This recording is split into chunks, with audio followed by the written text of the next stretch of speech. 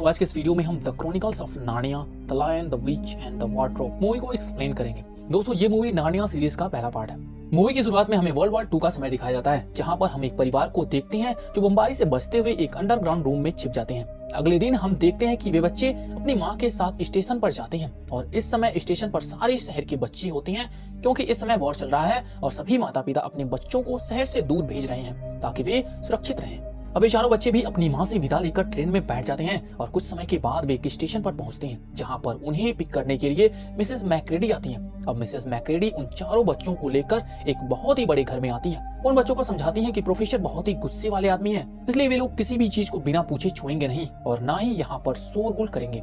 Mrs मैक्रेडी उन्हें समझाने के बाद वहाँ से चली जाती हैं और उसके बाद बच्चे भी अपने रूम में आ जाते हैं। अगले दिन वे लोग लुका छिपी का खेल खेलते हैं। खेल के दौरान उनकी सबसे छोटी बहन लूसी उनसे बचते हुए एक अलमारी में छिप जाती है और जैसे जैसे वो अलमारी में अंदर की ओर बढ़ती है, वो उस अलमारी के रास्ते एक अलग ही दुनिया में पहुंच जाती है, जहाँ पर वो चारों तरफ बर्फ ही बर्फ देखती है, जिसे देखकर वो बहुत ही खुश हो जाती है। यहाँ पर उसे एक खूबसूरत सा लैंप भी दिखाई देता है। तभी अचानक उसे एक अजीब सा आदमी दिखाई देता है, जिसके ऊपर का शरीर तो आदमी की तरह है, लेकिन उसके पैर किसी बकरी की तरह होते हैं, जिसे देखकर लूसी डर के मारे छिप जाती है और वो अजीब सा आदमी भी लूसी को देखकर डर जाता है। इसके बाद जब लूसी को लगता है कि यह आदमी खतरनाक नहीं है, तब वो धीरे से बाहर आती है और वो उस आदमी से पूछती है कि तुम कौन हो।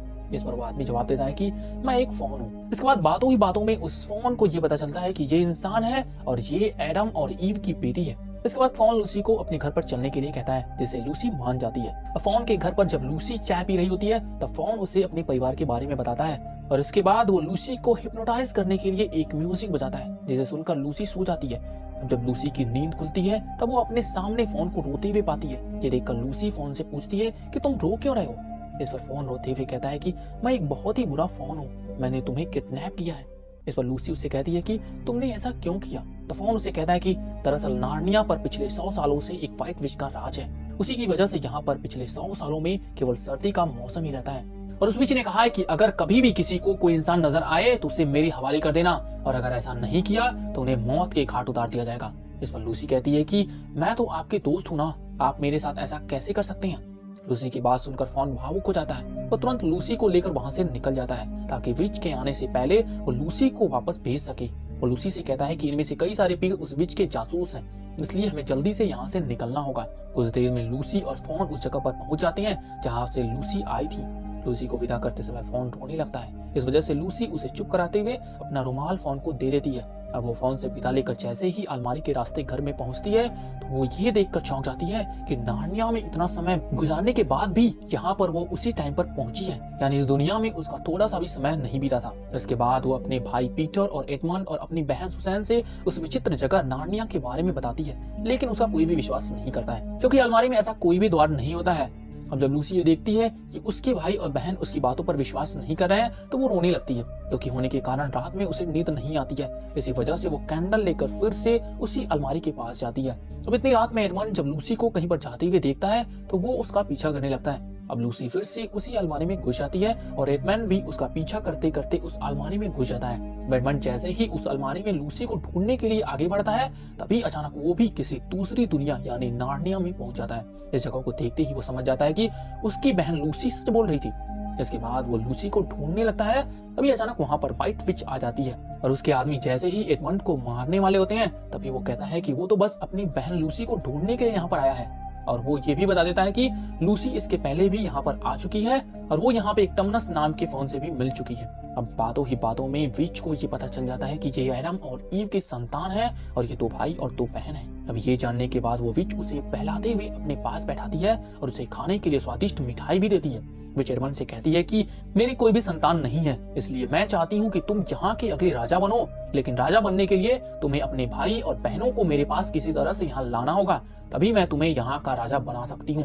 एडमंड विच की बातों को मान लेता है और उसे प्रॉमिस करता है कि वो अपने भाई और बहनों को यहाँ पर जरूर लाएगा, जिसके बाद विच वहाँ से चली जाती है। थोड़ी देर में लूसी भी वहाँ पर पहुंच जाती है और अपने भाई एडमंड को देखकर वो बहुत ही खुश हो जाती है। लूसी एडमंड से कहती है कि मैं फोन से मिलने के लिए गई थी, वो सुरक्षित है क्योंकि विच को मेरे आने का पता नहीं चला था। ये सुनकर एडमंड थोड़ा घबरा जाता है, क्योंकि उसने विच को फोन के बारे में बता दिया था। इसके बाद वे अलमारी के रास्ते फिर से घर में आ जाते हैं, जिसके बाद लूसी तुरंत पीटर के पास जाती है और उससे कहती है कि तुम लोग मेरी बात का विश्वास नहीं कर रहे थे ना, लेकिन इस बार मेरे साथ एडमंड भी गया था। इस पर जब पीटर एडमंड से उस जगह के बारे में पूछता है तब एडमंड लूसी का मजाक उड़ाते हुए कहता है कि ये फिर से झूठ बोल रही है। अब ये सुनकर लूसी रोते हुए रूम से बाहर चली जाती है।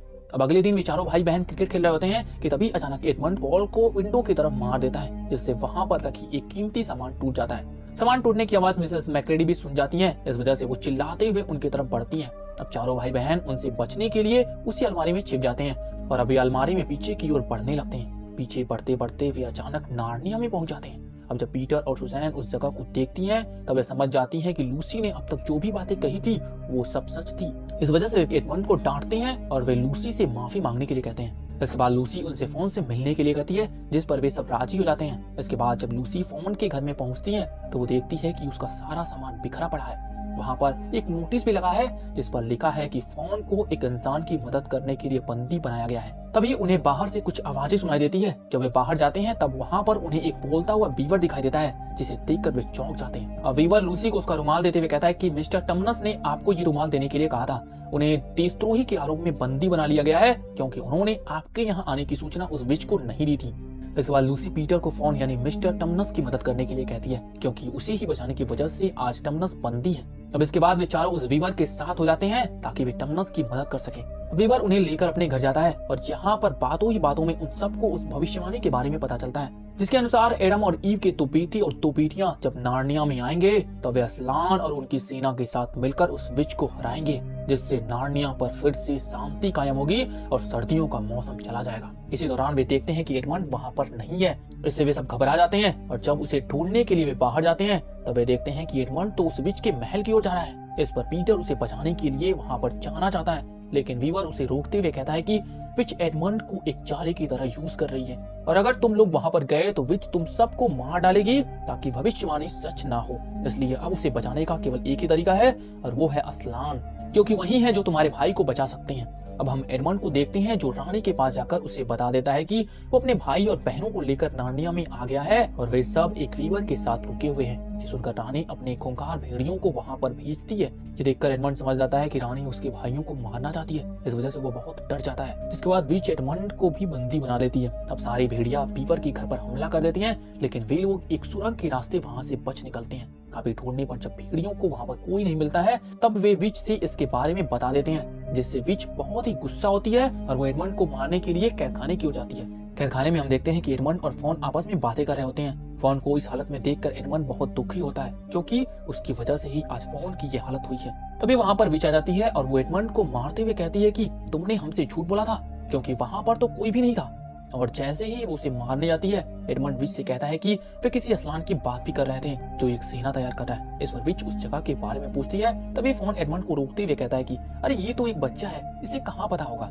इस पर विच उस फोन को वहां से हटा देती है और फिर अपने लोगों से सेना तैयार करने के लिए कहती है ताकि वे उन तीनों को असलान से मिलने से पहले ही पकड़ ले। विच एडमंड को भी अपने साथ ले जाती है। इस पर जब एडमंड महल के बाहर आता है तो वो देखता है कि विच ने फोन को पत्थर का बना दिया है, जिसे देखकर वो और भी दुखी हो जाता है। इसके बाद विच अपने रथ पर बैठकर उनका पीछा करने के लिए निकल जाती है। दूसरी तरफ हम देखते हैं कि पीटर, सुजैन और लूसी उस वीवर के साथ फ्रोजन नदी से होते हुए अपने मंजिल की ओर बढ़ रहे होते हैं कि तभी अचानक उन्हें व्हाइट विच की गाड़ी नजर आती है, जिसे देखकर वे भागने लगते हैं और वे भागकर एक जगह पर छिप जाते हैं। थोड़ी देर के बाद जब वीवर चेक करने के लिए बाहर निकलता है तब उसे पता चलता है कि दरअसल वो गाड़ी विच की नहीं है बल्कि फादर क्रिसमस की है। यहाँ पर फादर क्रिसमस लूसी को एक जादुई पानी देते हैं जिसकी मदद से किसी भी तरह के घाव को ठीक किया जा सकता है। इसके अलावा वे सुजैन को तीर कमान और एक जादुई हॉर्न देते हैं और कहते हैं कि अगर तुम कभी मुसीबत में होना तो इस हॉर्न को बजा देना, तुम्हें मदद मिल जाएगी। इसके बाद वे पीटर को एक तलवार और ढाल देते हुए कहते हैं कि तुम लोगों के आने से अब सर्दियों का मौसम चला जाएगा।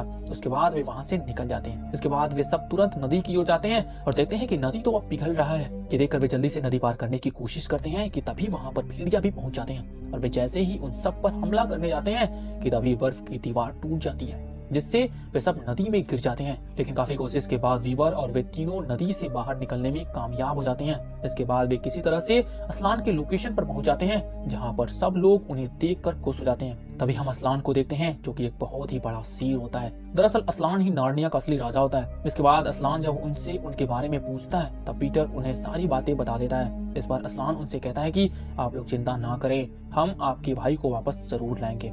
दूसरी तरफ सुजैन और लूसी पानी के पास खेलती है कि तभी वहां पर भेड़िया जाते हैं जो उन पर हमला कर देते हैं। अपने बचाव के लिए सुजैन हॉर्न को बचा देती है, जिससे उसे बचाने के लिए पीटर, असलान और बाकी लोग भी दौड़ पड़ते हैं। तभी वहां पहुंचकर पीटर एक भेड़िया पर हमला कर देता है। यहाँ पर असलान बाकी लोगों को रोकते हुए कहता है कि ये पीटर की लड़ाई है, इसलिए इसे खुद ही लड़ने दो। इसके बाद पीटर हिम्मत करके उस भेड़िए को मार देता है, जिसके बाद दूसरा भेड़िया वहां से भागने लगता है। इस पर असलान उसका पीछा करने के लिए कहता है, जिससे वे एडमंड का पता लगा सके। इस वजह से असलान की सेना के कुछ लोग उस भेड़िए का पीछा करते हुए एडमंड को छुड़ा लेते हैं और उसे वापस असलान की कैंप में लेकर आ जाते हैं, जहाँ पर एडमंड के भाई और बहन उसे देखकर बहुत ही खुश होते हैं। अब एडमंड के भागने की खबर विच को भी लग जाती है, इसलिए वो असलान के कैंप में आती है और वो असलान से कहती है कि एडमंड एक गद्दार है और नार्निया के नियम के अनुसार उसे मौत की सजा मिलनी चाहिए। इस पर असलान उसे अकेले में कुछ बात करने के लिए बुलाता है और वो विच से एक सौदा करता है, जिससे विच एडमंड की मौत की सजा माफ कर देती है। ये जानकर चारों भाई बहन बहुत ही खुश हो जाते हैं। अब रात में लूसी देखती है कि असलान कहीं पर जा रहे होते हैं। ये देखकर वो तुरंत सुजैन को जगाती है और उसे सांस लेकर असलान का पीछा करने लगती है। थोड़ी देर बाद वे देखते हैं कि असलान तो उस व्हाइट विच के पास जा रहे हैं और वहां पर व्हाइट विच के आदमी असलान को परेशान करते हैं, लेकिन असलान उनका विरोध नहीं करता है। ये देखकर लूसी और सुजैन समझ जाती है कि एडमंड को बचाने के लिए असलान ने अपने जीवन का सौदा किया था।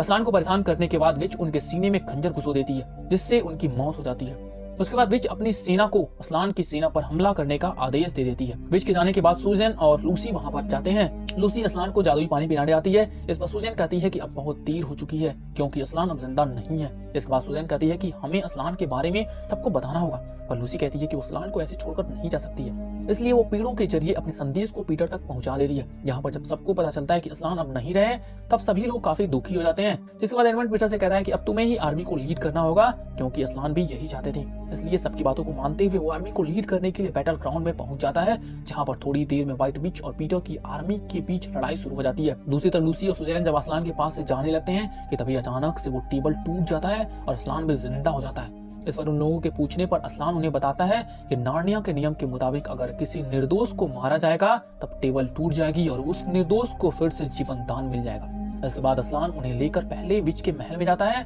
जहां पर वो पत्थर बने लोगों को पहले आजाद करता है। उसके बाद वे बैटल ग्राउंड की ओर निकल जाते हैं। दूसरी तरफ बैटल ग्राउंड में पीटर की सेना कमजोर पड़ रही थी, इसलिए पीटर उन्हें वापस मुड़ने के लिए कहता है। तभी हम देखते हैं कि व्हाइट विच अपनी फ्रीज करने वाले छड़ी से पीटर को फ्रीज करने के लिए आगे बढ़ती है, लेकिन एडमंड ये देख जाता है और वो तुरंत विच के उस छड़ी को तोड़ देता है, जिससे विच गुस्से में अपने खंजर को एडमंड के पेट में घुसा देती है। ये देखकर पीटर गुस्से में विच पर हमला कर देता है। अब लड़ाई के दौरान विच जैसे ही पीटर को मारने वाली होती है कि तभी वहां पर असलान पहुंच जाता है और वो विच पर हमला करके उसे मार देता है। जिसके बाद लूसी अपने जादुई पानी से एडमंड और बाकी लोगों को ठीक कर देती है। वार के जीतने के बाद असलान उन चारों भाई बहनों को महल में ले जाकर किंग और क्वीन बना देता है और खुद किसी दूसरी जगह पर चला जाता है। 15 साल नार्निया पर राज करने के बाद उन्हें जंगल में वही लैंप पोस्ट फिर से दिखाई देता है, जिसे देखकर वे उस अलमारी को ढूंढने लगते हैं, जो कि उन्हें मिल जाती है।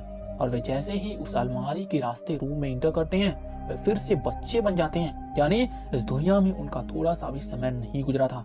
ये देखकर सब सोच में पड़ जाते हैं और इसी के साथ ये मूवी यहीं पर समाप्त हो जाती है।